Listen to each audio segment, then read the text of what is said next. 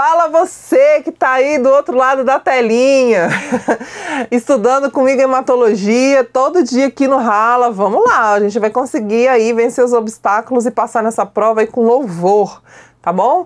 Com muita tranquilidade, muita segurança, porque você tem que confiar em você, beleza? E a gente aqui, enquanto professor, tá juntando as nossas forças, nossos conhecimentos para te ajudar nesse processo. E qualquer dúvida, conta aqui com a gente, porque a equipe do GRAM inteira tá contigo nessa para você conquistar o sonho da sua vida, beleza? Então vamos lá, continuando com hematologia com a professora Ana Carolina. Vamos lá. O hemograma é um exame de sangue que avalia as células sanguíneas, analisando-se a série branca, a série vermelha e as plaquetas, bem como os reticulócitos e a aferição de índices hematimétricos. Sobre o hemograma, julgue como verdadeiro ou falso os seguintes itens.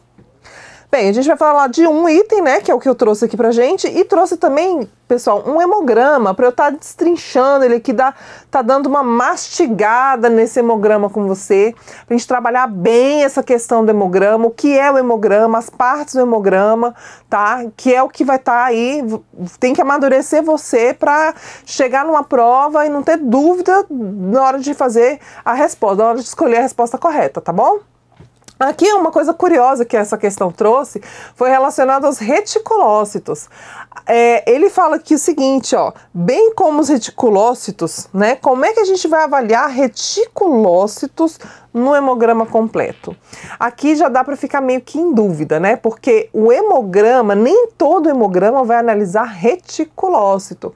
Quando a gente fala que existe reticulócito, vai existir, na verdade, alguns direcionamentos, algumas características morfológicas das hemácias que podem indicar um aumento da contagem dos reticulócitos. Mas contagem de reticulócitos a gente entende que é um outro exame, tá certo? Então a gente tem que estar atento também a essas questões, tá? Se, por exemplo, tivesse alguma questão aqui voltada para reticulócito, talvez até caberia recurso, porque reticulócito, dentro das normas de padrão de qualidade, da Sociedade Brasileira de Patologia, de Análises Clínicas, não fala que o reticulócito faz parte do hemograma completo. Até então, são só as 3 séries, série branca, série vermelha, série branca e série plaquetária. Então, vamos ler aqui o que está dizendo. O eritrograma é a parte do hemograma em que se faz a análise da série branca. Pronto, já chegamos, já começou errado. Já começou errado, então aqui já vou até marcar errado e o restante eu vou ensinar para vocês, tá bom? Que fica mais fácil. Eritrograma não tem nada de série branca. Vem aqui comigo, olhar comigo aqui este hemograma.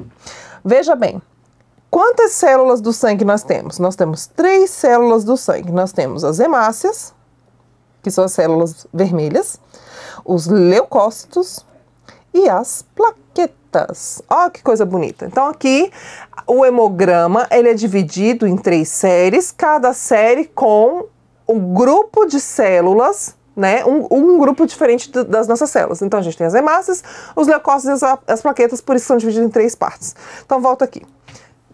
Eritrograma também é conhecido como série vermelha, desculpa. Série vermelha. O leucograma também é conhecido como série branca. Portanto, quando ele fala que o eritrograma é a parte que analisa a série branca, pronto, acabou, já está errado, nem precisa ler o restante. Pode ir para frente e continuar tua prova, porque já deu ruim aqui para ele, tá bom? Deu bom para você. Série plaquetária também pode vir como contagem de plaquetas.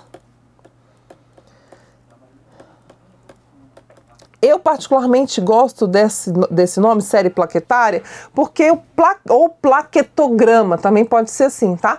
É a análise, inclusive, da morfologia, de como essas plaquetas estão agrupadas, né? Se estão homogêneas, se tem grumo, se não tem. É sempre bom, né? A gente colocar um nome dizendo assim, que eu estou fazendo um estudo mesmo, morfológico dessas plaquetas ali junto do hemograma. Por isso que o nome plaquetograma ou série plaquetária, eu particularmente acho mais adequado. Mas nas provas de concurso pode cobrar qualquer um, tá? série plaquetária, plaquetograma ou contagem de plaquetas. Qualquer um dos três vai estar falando sobre esse estudo das plaquetas no hemograma. Beleza. Então vamos aqui destrinchar um pouquinho mais esse hemograma, entender um pouco mais cada parte. Então, se aqui é o estudo da série vermelha, ou eritrograma, eu tenho a contagem das hemácias, eu tenho a dosagem de hemoglobina e o hematócrito. Corta aqui. Aqui, esses três parâmetros são realizados pelo analisador hematológico. Tem mais um parâmetro também aqui que é usado no equipamento, que é o RDW, tá? Agora, existem já alguns equipamentos que fazem o VCM, eles calculam inclusive o hematócrito pelo VCM, tá? Então, este parâmetro também já começou a ser automatizado. Só que toma cuidado, muito cuidado nessa hora, porque quando se trata de prova de concurso, a gente tem que responder o que a banca quer, né? Não é o que a gente sabe, muitas vezes, é o que a banca quer. A banca sempre vai perguntar para você qual é o único índice hematimétrico que é automatizado. RDW. RDW, a gente sabe que não é só o RDW hoje. Hoje a gente tem também os outros índices sendo medidos e não calculados, tá? Porque a gente já não mede mais o hematócrito do mesmo jeito, já não se pode, mas já existe uma orientação técnica para não se realizar microcentrifugação para determinar hematócrito. Então tem todo um aparato aqui técnico que pode sim, que você pode usar como recurso, mas a gente não quer chegar nesse ponto, quer acertar a questão na lata do jeito que a banca quer, beleza?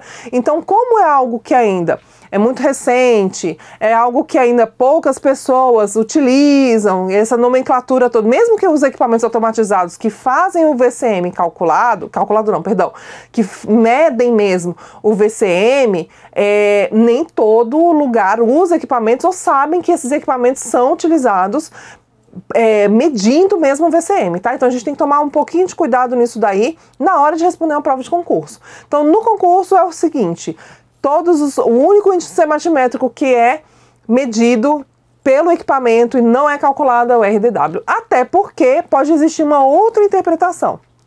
Por exemplo, o VCM, ele pode ser apenas calculado ou pode ser medido? Não, ele também pode ser medido pelo equipamento, tá? Mas ele também pode ser calculado. Então eu posso calcular o VCM, posso calcular o HCM, e posso calcular o CHCM. O RDW eu não consigo calcular. Então, por isso que a gente pode ter, a banca, inclusive, pode ter uma interpretação do tipo, qual é o único índice que pode ser detectado por medição do equipamento? Por medição, só o RDW. Os outros podem, por medição? Podem, mas eu também posso calcular. E o RDW eu não consigo calcular, tá? Não consigo fazer uma conta, uma relação, não tem jeito, tá? Então é um índice mesmo calculado. E aí, para a gente reforçar esse conceito, o VCM é um índice hematimétrico que é o volume corpuscular médio. Ele está associado ao tamanho da hemácia.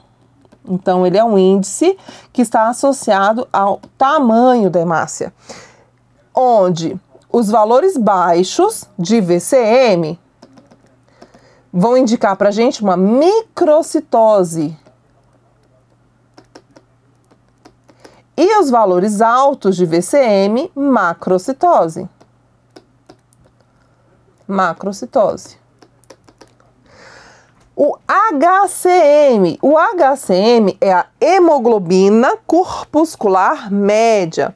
Ela está associada ao tamanho e à hemoglobina.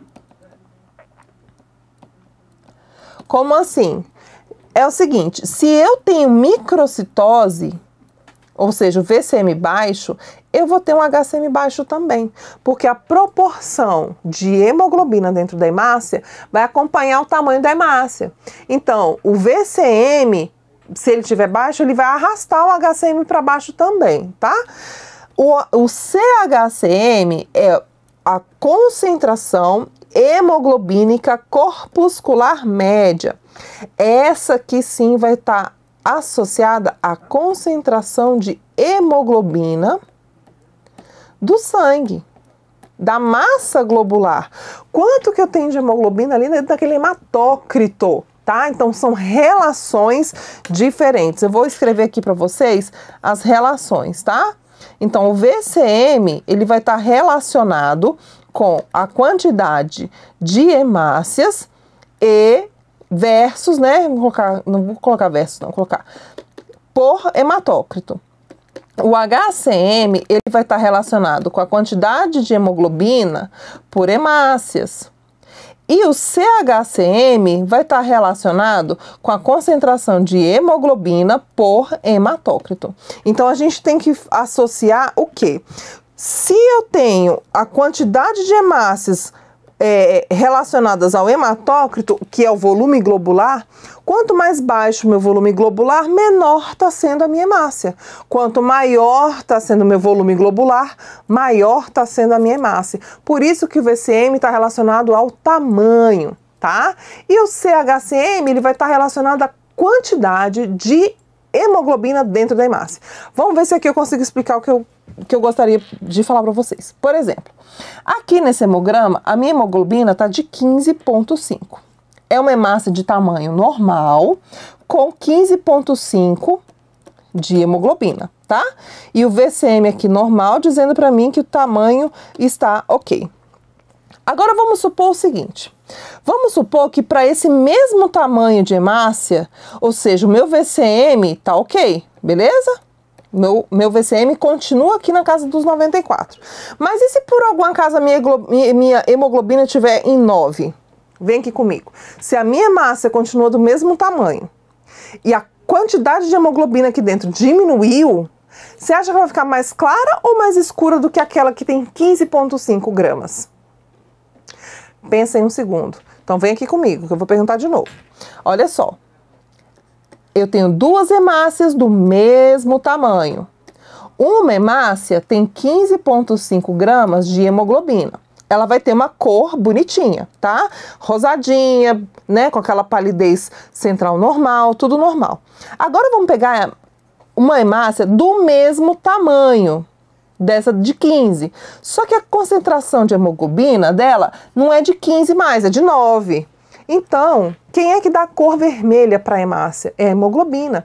Se eu tenho menos hemoglobina no mesmo tamanho de hemácia, eu vou ter o que a gente chama de hipocromia. Ou seja, eu tenho uma palidez maior dessa minha hemácia. E ela vai estar ali sinalizando para mim que eu tenho uma anemia também. Agora, volta aqui comigo. Não falei que era relacionado ao tamanho? Então, vamos supor, essa mesma hemácia, se ela fosse menorzinha, se ela tivesse os mesmos 9 gramas aqui dentro. Pensa aqui comigo, se ela grande, né, tamanho normal, grande não. Se ela tá no tamanho normal, com 15, tá coradinha, tá bonitona. Se ela tá do mesmo tamanho, diminuir a hemoglobina, ela vai ficar clara, né? Porque eu tenho menos hemoglobina para aquele tamanho de hemácia. Mas e se a minha hemácia diminui de tamanho e permanece os 9? Aquela hemácia pequenininha não vai ter um aumento da concentração de hemoglobina pelo tamanho dela? Vai! Então ela vai ficar uma cor mais vermelhinha, vai ficar com uma cor normal, mas o tamanho não está normal. Então eu vou ter uma microcitose, mas eu não tenho uma hipocromia, por exemplo, ok? Então aqui é uma forma da gente tentar entender como é que esses índices hematimétricos se comportam dentro das anemias. Tá? Porque eu posso ter anemias microcíticas, normocrômicas, ou seja, normais no seu tamanho e normal na quantidade de hemoglobina lá dentro. Eu posso ter anemias microcíticas, ou seja, as hemácias são menorzinhas e normocrômicas, a cor, a hemoglobina ainda está em quantidade normal, proporcional ao tamanho daquela hemácia que está menorzinha. Tá? Eu posso ter microcítica hipocrômica, que aí eu já tenho ela pequenininha e clarinha. Eu posso ter ela no tamanho normal e clarinha, então eu posso ter uma anemia normocítica e hipocrômica. Olha, eu sei que é muita coisa, você vai ter que estar dando pausa no vídeo para estar escrevendo, dando pausa no vídeo e escrevendo. Vamos com calma. Se você tiver dúvida, manda lá no fórum a sua dúvida, a gente conversa, tá? E volta, passa o vídeo várias vezes até entender. E se vocês quiserem, eu posso fazer depois um vídeo com alguma dúvida sua específica para não ter problema aí na hora de resolver questão, tá? E aqui, gente, é exercício com questão também, tá? Provas de concurso. Então a gente vai ter o bloco só de anemias, a gente vai explorar bastante esse tema aí também, tá bom? Porque eu sei que é complexo, é difícil, mas é bom a gente tentar entender o seguinte: o segredo dos índices hematimétricos é a proporcionalidade do tamanho da hemácia com a quantidade de hemoglobina. Se eu tenho tamanho normal e hemoglobina normal, tá tudo certo. Ela vai ter o tamanho e a cor adequada. Mas se eu não tenho, é onde entra o impacto aqui nesses meus índices hematimétricos, tá? Então tem que ficar ligado nisso daqui. Bem, aí aqui eu tenho, falando de série vermelha, né, a gente tem muito ainda que explorar aqui, tem a parte de morfologia, que a gente falou na aula passada sobre os poiquilócitos, a gente tem que falar um pouco mais sobre anemias, anemia hipocrômica, normocítica, megaloblástica, tanta anemia que, meu Deus do céu, é muita coisa pra gente estar falando. Tem que ser dividido em várias etapas mesmo.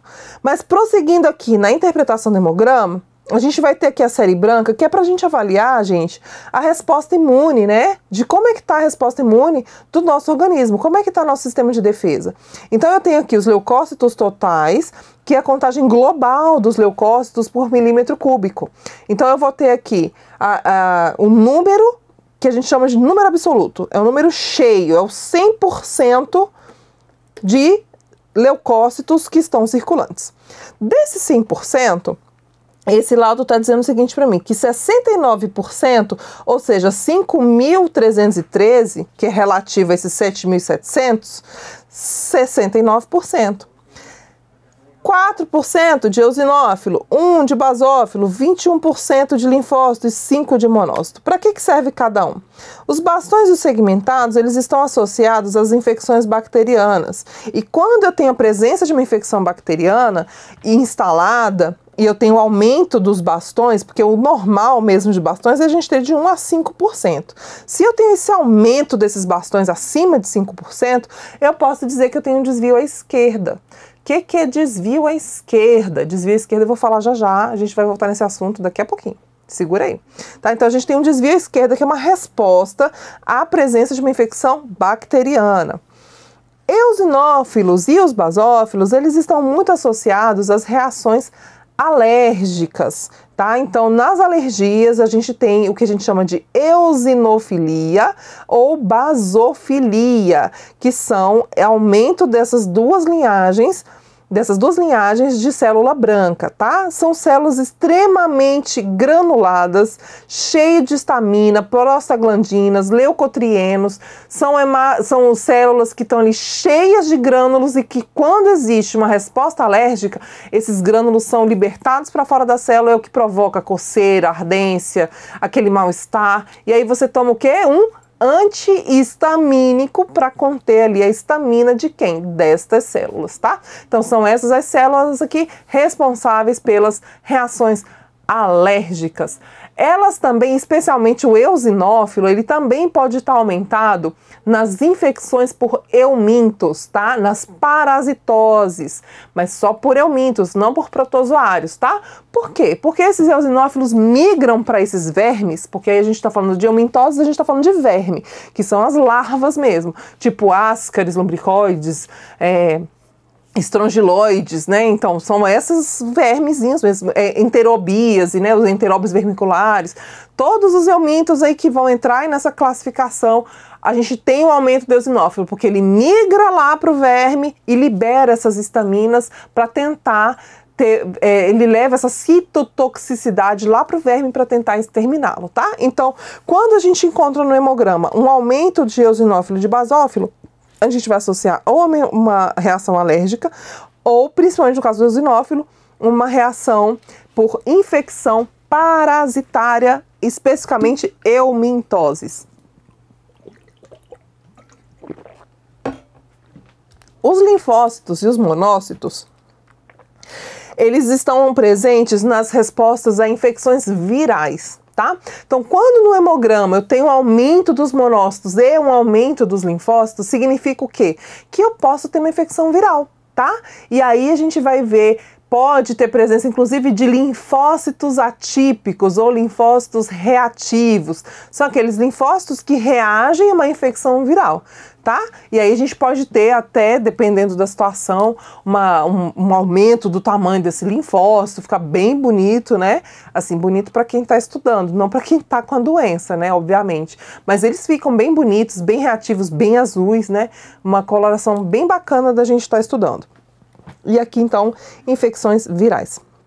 As plaquetas, elas estão associadas a um equilíbrio hemostático, tá? Então, as plaquetas estão associadas ao processo de coagulação sanguínea. São elas as responsáveis pela coagulação do sangue, tá? Então, se você tem um corte e esse corte ativa seu sistema de coagulação, ou seja, houve um desequilíbrio no seu sistema de hemostasia, vai lá, as plaquetas migram todas para aquele corte, vão fazer ali a parede ali, tipo, são os tijolinhos que vão fechar aquele rombo, tá?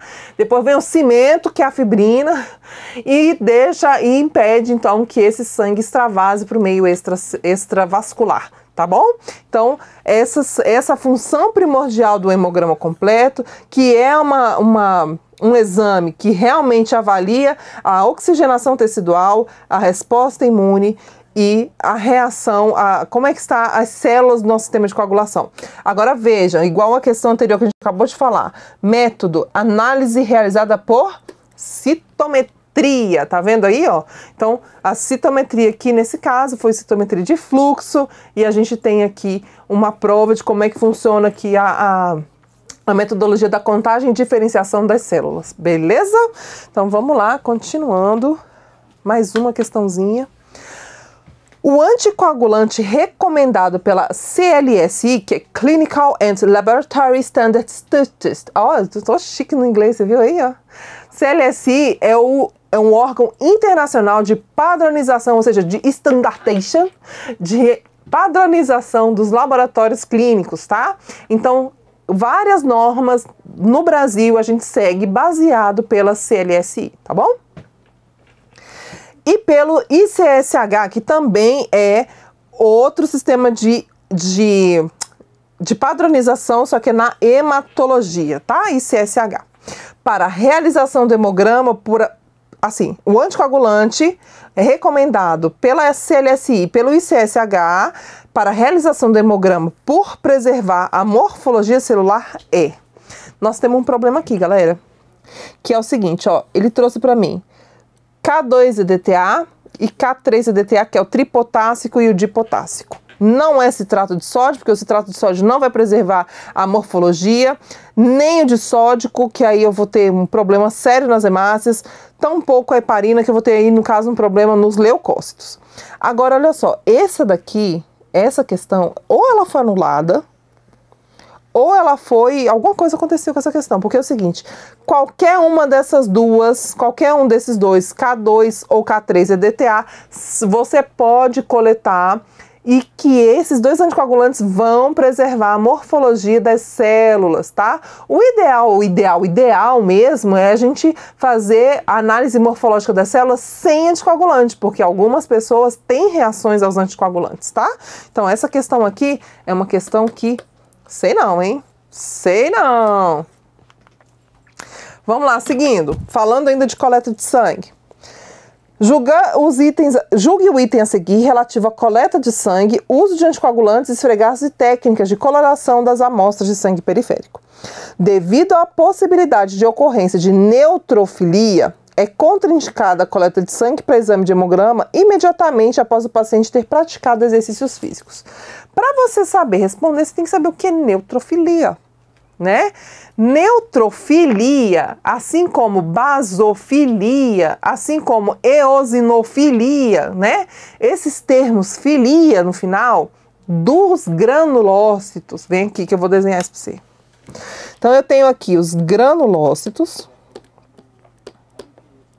Granulócitos, que vão ser os neutrófilos, neutrófilos segmentados, tá? Neutrófilos, eosinófilos, basófilos, são os granulócitos. Esses granulócitos, quando a quantidade deles está aumentada no sangue, eles vão ter uma terminologia filia, neutrofilia, eosinofilia, basofilia. Então, quando eu tenho essa terminologia filia para os granulócitos, eu digo que eu tenho uma quantidade acima dos valores de referência. Ou seja, eu acabei de falar do verme, né? Então vamos lá. Se eu tenho eosinofilia, é baixo ou alto eosinófilo? É alto. Ó, quem respondeu baixo aí tá errado, viu? É alto, tá? Então, olha só. Alto, filia, terminou filia, é alto, beleza? Agora, e o contrário? Quando tá baixo, aí vai ter a terminação penia. Neutropenia, eosinopenia, só não tem basopenia porque é o seguinte, a quantidade normal de basófilos é 0%. Então, menos que zero não existe. Então, ter zero de basófilo é normal. Então, a gente não tem uma terminologia para diminuição sanguínea dos basófilos, tá bom? É isso, galera. Aqui, falando então sobre essa questão da contraindicação de coleta de sangue, de hemograma, após o paciente ter praticado exercício físico, porque vai dar neutrofilia. Essa resposta está correta, tá? A gente tem um aumento drástico dos neutrófilos na corrente sanguínea logo após o exercício físico. Depois de 1 hora ele volta ao normal, 1, 2 horas volta tudo ao normal. Professora, como assim? É porque é o seguinte, existe uma coisa chamada... alguns neutrófilos na parede vascular, então aqui no vaso sanguíneo, vários neutrófilos ficam grudadinhos aqui na parede, tá? Grudadinhos aqui na parede e que não estão na circulação sanguínea. Quando você faz atividade física, esses neutrófilos, eles desprendem da parede, ficam circulando, depois quando você fica quieto, senta, vai beber uma água, respira, eles voltam a migrar e ficar paradinho ali na parede. Por que isso? Porque se chega uma bactéria, já tem uma galera pronta para ir lá e acabar com eles, entendeu? Que aí é um sistema da imunidade inata, que tem tudo a ver com a imunologia e que a gente para por aqui, senão você vai ficar doidinho, beleza? Ou doidinha. Estamos aqui com você, vamos encerrar esse bloco para oxigenar o cérebro. Um beijo, já já a gente volta no próximo bloco, não perde não, fica aí comigo. Um beijo!